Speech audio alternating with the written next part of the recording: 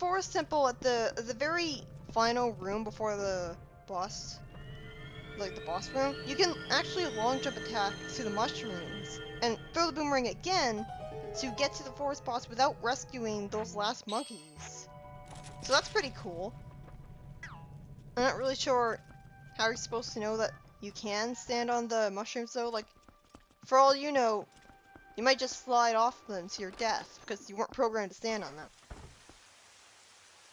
And yeah, like the boss of the forest temple is a giant Deku Bava. It's actually the boss of the forest dungeon of Ocarina of Time.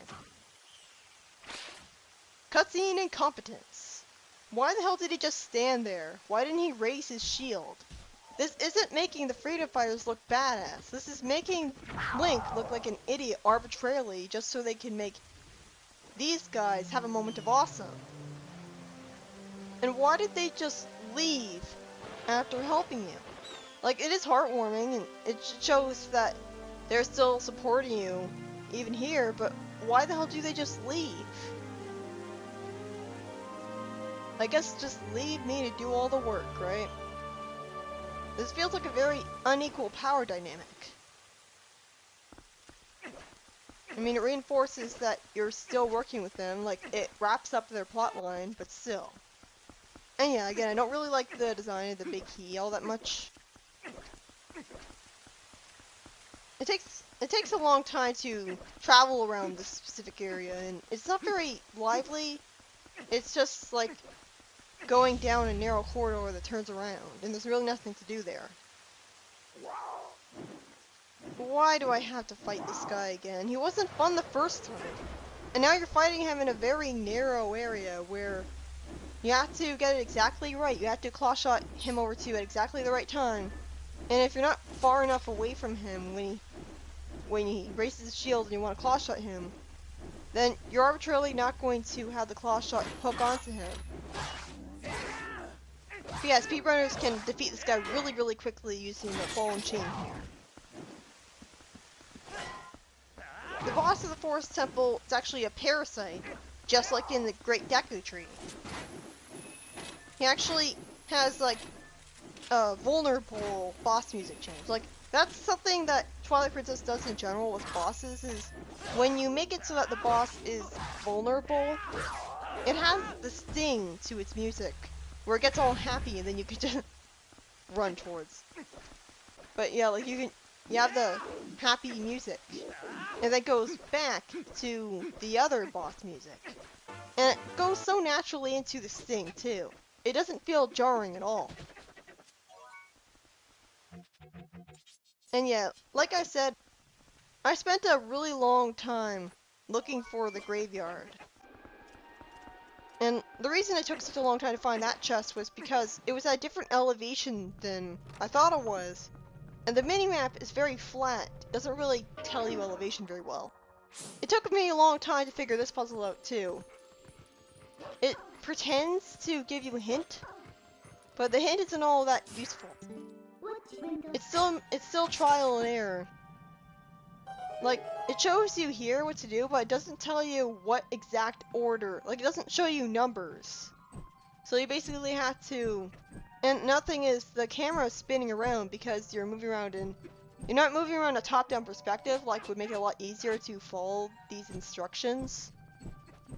Cause if the camera wasn't spinning around, then you'd just be able to go northeast, and then you'd be able to go south, and you wouldn't lose track of where you were in relation to the other ones. But yeah, that's easily the most annoying torch puzzle in the game. I was expecting more darkness. Good. It feels kind of lazy because this is just a parallel to the other room, but without darkness in it. At least they bothered to have different colored carpet. There's actually no loading at all in Breath of the Wild. Apparently, they removed the load times entirely, somehow.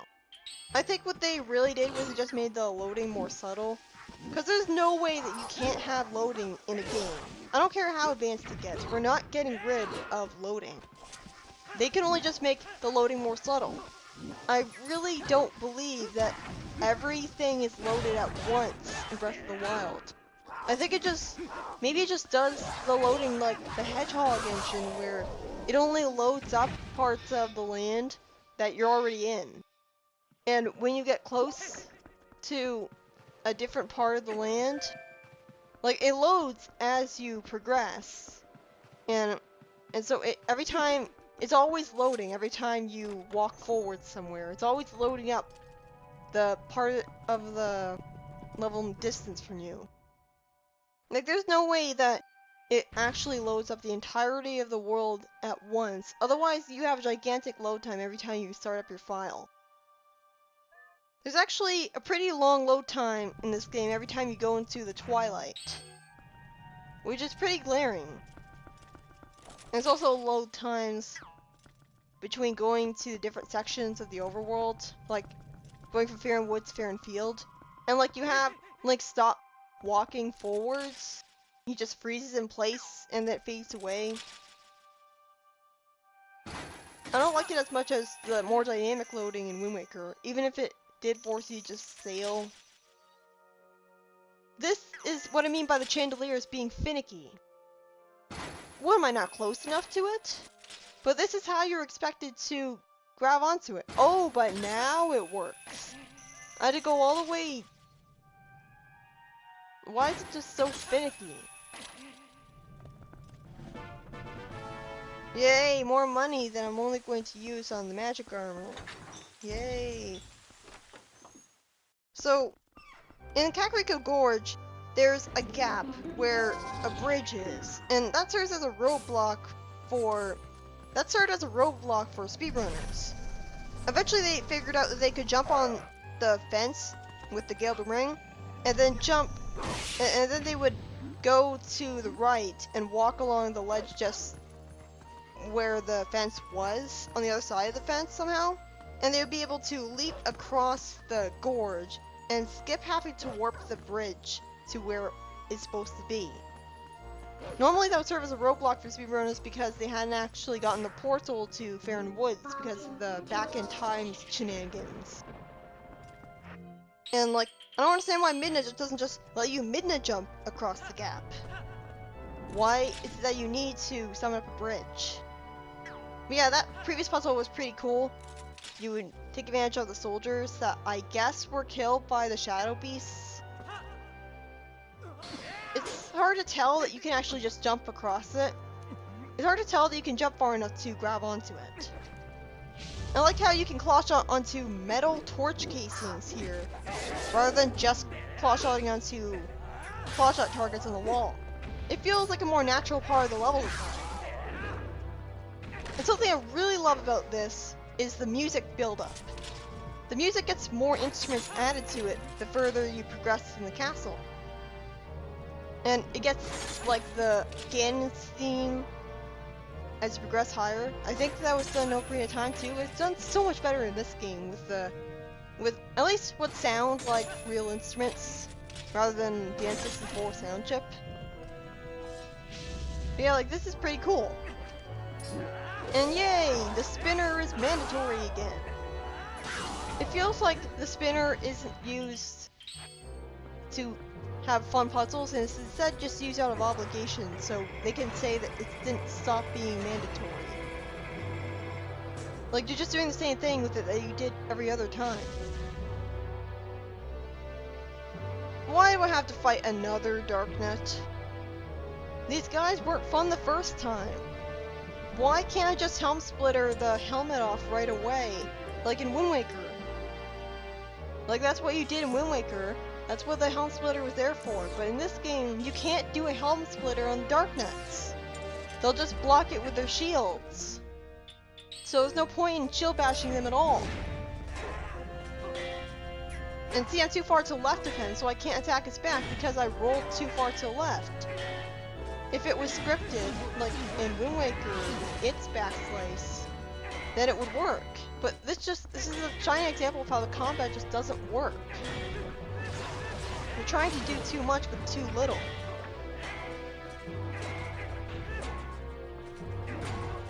So, yeah.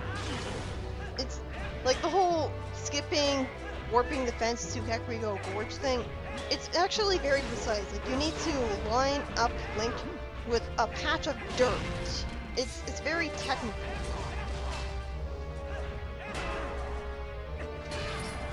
So, like, Ocarina of Time's Kakariko Village, it was basically like a village that looks all happy and nice, but it has a dark secret. And that dark secret was, it has the Shadow Temple below it, which shows the dark, blood-stained history of the royal family's past. Twilight Princess's Kakariko Village is more like a boring mountain town, and a ghost town, because there's no one living there, other than like Renato and the kids, and Barnes. It's like it's not really capturing the spirit of the original. So what was the point of naming it Kakariko Village? It would have felt a lot better. It would have felt a lot less jarring making a ghost town if they didn't call it Kakariko Village. Why did they just call it something else? What's the point of having slingshot pellets in a chest if you're not going to use it at this point in the game? And like, why give us bombs if you're not going to use them in the next, like... I can understand giving you arrows because you're going to need them, but why do they put green rupees in a chest? Why are there nothing but stuff other than money in these chests? And the money you do get is very tiny.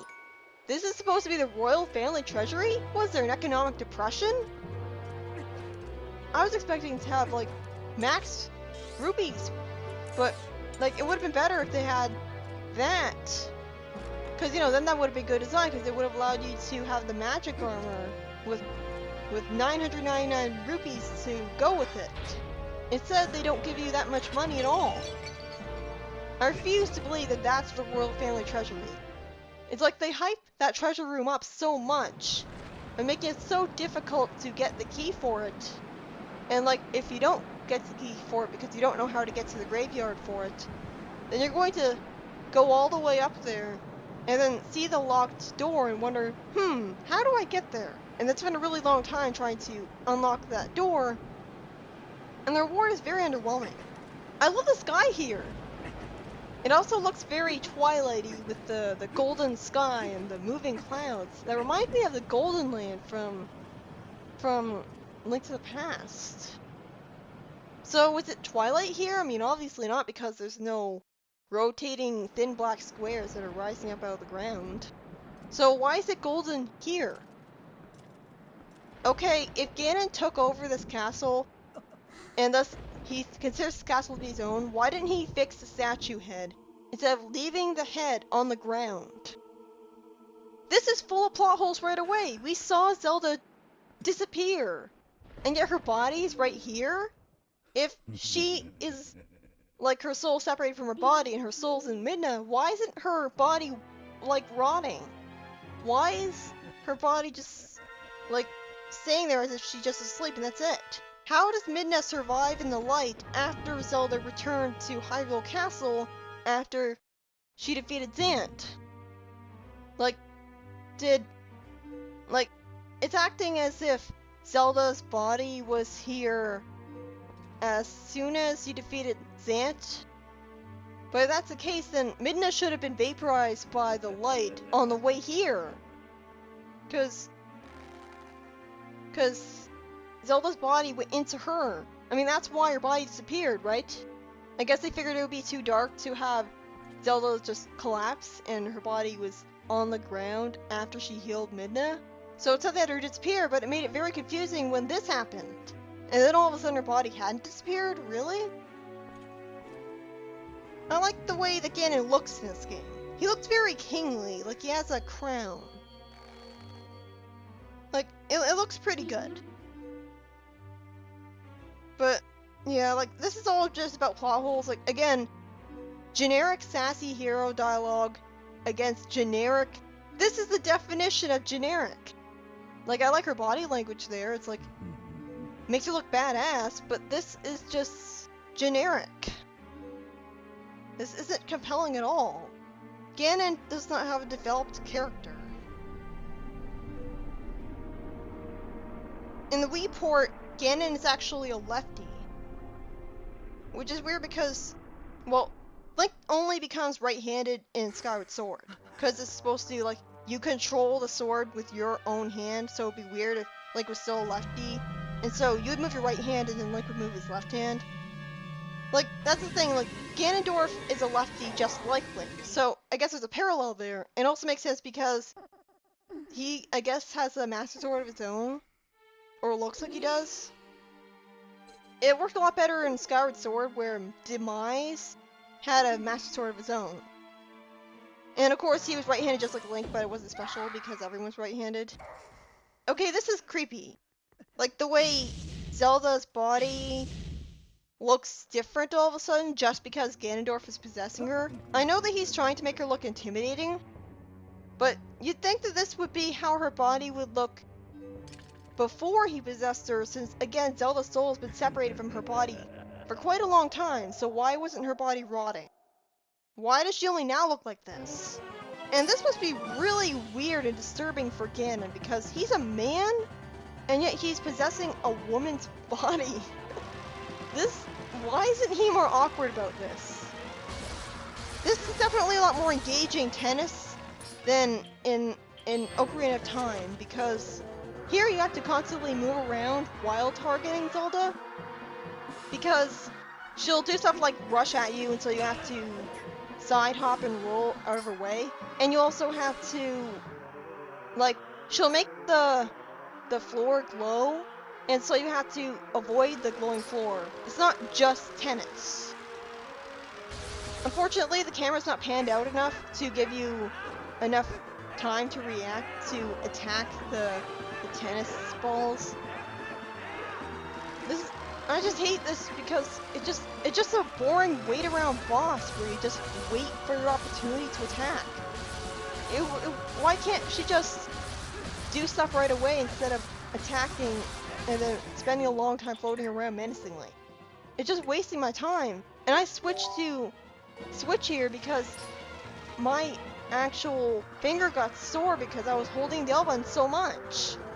The annoying thing about the Switch lock-on, though, is that you have to, like, it's really hard to, if there's a whole bunch of different enemies in front of you, it's hard to make it so that you're not locked on at all anymore. Instead, you'll press L, and you'll just lock onto another enemy, rather than not locking on at all. But yeah, this is ultimately just really boring. You're just waiting around, and for some reason you can't, like, you couldn't hit Vant with the arrows, and you can't hit her either.